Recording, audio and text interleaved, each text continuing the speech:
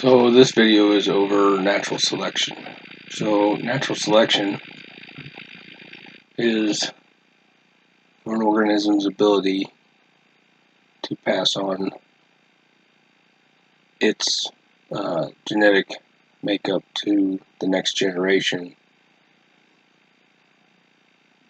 because it has traits that allow it to thrive and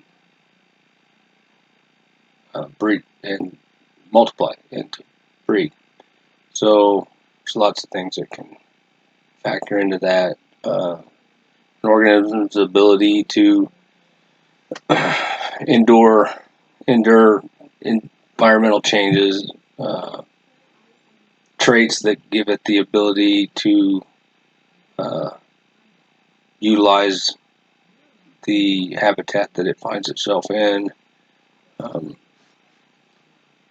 So you have organisms that are stationary, such as plants, that if they don't have the ability to thrive in, say, a arid climate, then they're not going to grow and live long enough to be able to produce another generation. You have plants that are in marshy, swampy areas that have the ability to thrive and pass on their genetic makeup to the next generation. And then when you get to the animal kingdom, it really comes down to the adaptation. How adaptable is the animal?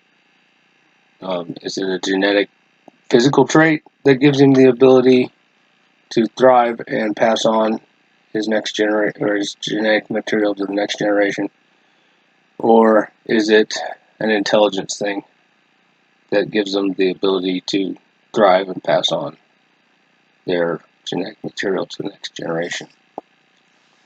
Humans are probably the best example of our ability to adapt. There's no climate that we haven't been able to adapt to. There's no food source we haven't been able to find a way to use. We have the intelligence to utilize the resources at hand. We didn't get to the top because we are not resourceful. However, I believe that we're kind of robbing natural selection because now we don't give natural selection the opportunity to work.